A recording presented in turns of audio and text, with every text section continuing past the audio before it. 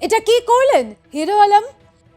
ইউনুসের বাংলাদেশে যখন একের পর এক হিন্দু নিধন হচ্ছে, যখন তার প্রতিবাদে মুস্তাফিজুর রহমানকে আইপিএলে কলকাতায় খেলতে যাবে না বলে জানানো হয়েছে, তখন তিনি একটা অন্য নজির গড়লেন। বাংলাদেশের তথাকথিত সেলেবরা যখন একেবারে মুখে কুলুপ এঁটেছেন, প্রতিবাদের ভাষা হারিয়েছেন, তখন হিরো আলম যা করলেন, প্রশ্ন উঠছে এরপর তিনি বাংলাদেশে টিকতে পারবেন?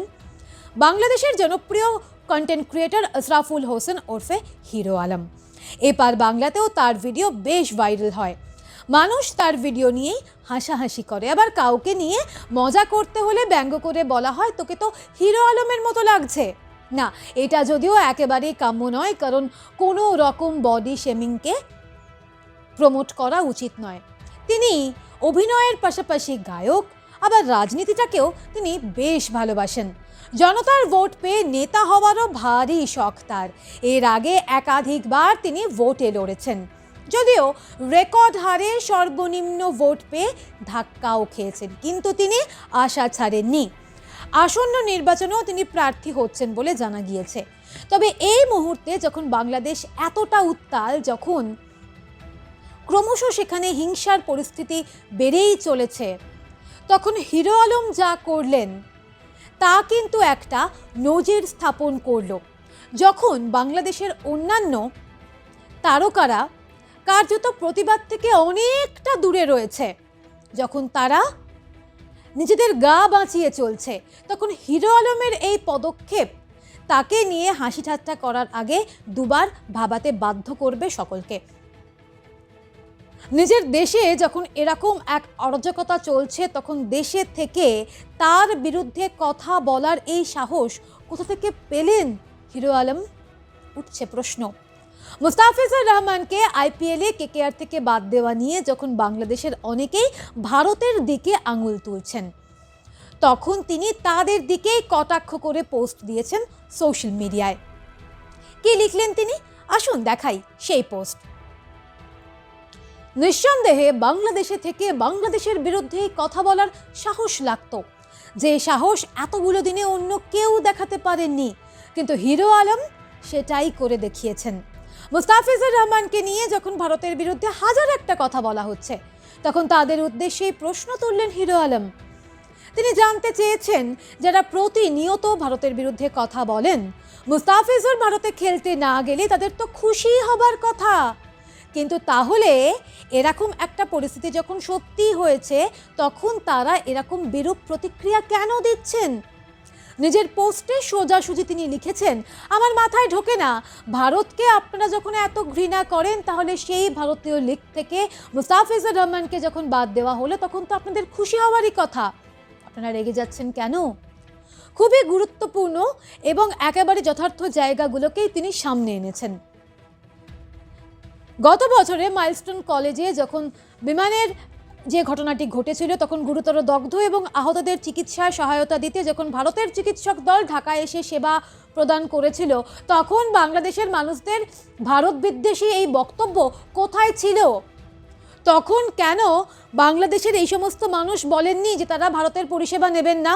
কুয়াশার কারণে ঢাকায় যখন বিমান ল্যান্ড করতে ব্যর্থ হয়ে কলকাতায় ল্যান্ড করে, তখন এই সমস্ত মানুষজন কেন দিল্লি না ঢাকা এই স্লোগান দেন না? এই একই প্রশ্ন আমাদের মতন তুলছেন হিরো আলমও। এমনকি চিকিৎসা ক্ষেত্রে ইউনুসের বাংলাদেশ ভারতের ওপর কতটা নির্ভরশীল তা আলাদা করে বলার কোনো অপেক্ষা রাখে না।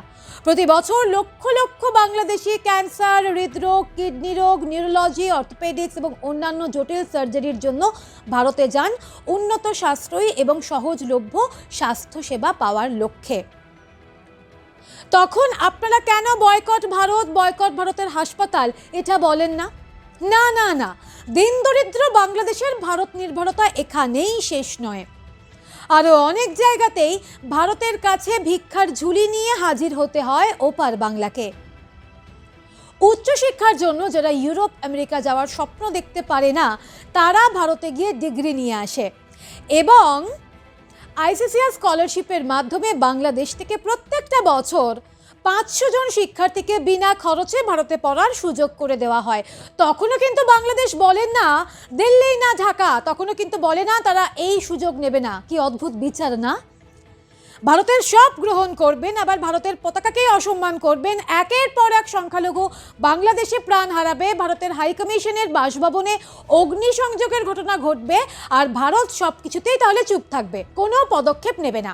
যে ভারতের ওপর এই অভিযোগ, এত অভিযোগ আপনাদের, সেই ভারতে তো মুস্তাফিজুর কেন, বাংলাদেশের কোনো খেলোয়াড়েরই আসার দরকার নেই কোনো হিরো হিরোইনের সিনেমা করার। এমন মন্তব্য তো আপনাদের তরফ থেকেই হওয়ার কথা ছিল, আপনাদের খুশি হওয়ার কথা ছিল, কিন্তু সেটা না করে উল্টো সুর কেন শোনা যাচ্ছে ইউনুস আপনার বাংলাদেশ থেকে? আর এই জায়গাতেই মিলে যাচ্ছে হিরো আলমের বক্তব্য। তিনি লিখেছেন, আপনারা রাজনৈতিক প্রতিহিংসায় দেশের সবচেয়ে বড় তারকাকে ছুঁড়ে ফেলতে পারলে ভারত কেন ভিনদেশি কাউকে ছুঁড়ে ফেলতে পারবে না? হিরো আলমের এই পোস্টে বাংলাদেশের বহু মানুষই কিন্তু সমর্থন জানাচ্ছেন। একজন তো স্পষ্টভাবে তার কমেন্টে লিখেছেন, বাংলাদেশ যে মুখে বলে 7 সিস্টার্স দখল করবে, যুদ্ধ করবে ভারতের সঙ্গে, আদৌ বাংলাদেশের সেই পরিস্থিতি, সেই যোগ্যতা আছে? যখন বাংলাদেশে এমন একটা পরিস্থিতি, যখন দুই বাংলা সম্পর্কের মধ্যে চূড়ান্ত অবনতি, সেই জায়গায় বাংলাদেশের ক্রিকেটার এনে কেন ইউনুসকে অ্যাডভান্টেজ দেওয়া হবে বলুন তো? কথায় বলে না, ভাঙবে তবু মচকাবে না, সেই হালই হয়েছে বাংলাদেশের। নিরাপত্তার কারণে ভারতে টি-20 বিশ্বকাপ খেলতে না আসার সিদ্ধান্ত তো আগেই জানিয়েছে বাংলাদেশ। অত্যন্ত হাস্যকর একটা যুক্তি যদিও। বাংলাদেশের বোর্ড সভাপতি আমিনুল ইসলাম আবার ভারতের সঙ্গে কথা বলতে নারাজ। তিনি জানিয়েছেন, এই বিষয়ে ভারতীয় বোর্ডের সঙ্গে কোনো কথাই বলবেন না তারা, যা আলোচনা হবে সব আইসিসির সঙ্গেই, যেহেতু আইসিসি বিশ্বকাপের আয়োজন করে আর ভারত স্রেফ আয়োজক দেশ। ঠিক আছে, খুব ভালো, দরকার নেই ভারতের সাথে কথা বলার বাংলাদেশের। এই মুহূর্তে আইসিসি ঠিক কী উত্তর দেয় তার উপর নির্ভর করছে বাংলাদেশের পরবর্তী পদক্ষেপ। বাংলাদেশ মনে করছে এই মুহূর্তে ভারতে বিশ্বকাপ খেলতে যাওয়া দলের পক্ষে নিরাপদ নয়। তাহলে তো ভারতেরও মনে হতে পারে দীপু, অমৃত, বজেন্দ্র, খোকন এবং তারপরেও একাধিক সংখ্যালঘু হিন্দুর সঙ্গে যা ঘটছে, তারপর বাংলাদেশের সঙ্গে কোনো সম্পর্কই রাখা উচিত নয়। বাংলাদেশে আইপিএল সম্প্রচার বন্ধ হোক, তারা আইপিএল খেলতে আসবে না ভারতে, তারা ওয়ার্ল্ড কাপ খেলতে আসবে না, তাতে কি ভারতের সত্যিই কিছু যায় আসে? মুস্তাফিজুর যদি আসতেন, এটা ভারতের তরফ থেকে একটা নিশ্চয়তা ছিল, তার অবস্থা কখনোই দীপুদের মতো হতো না। বাংলাদেশ আসলে ভুলেই গেছে যে ভারতের সমকক্ষ তারা কখনোই ছিল না এবং কখনো হতেও পারবে না।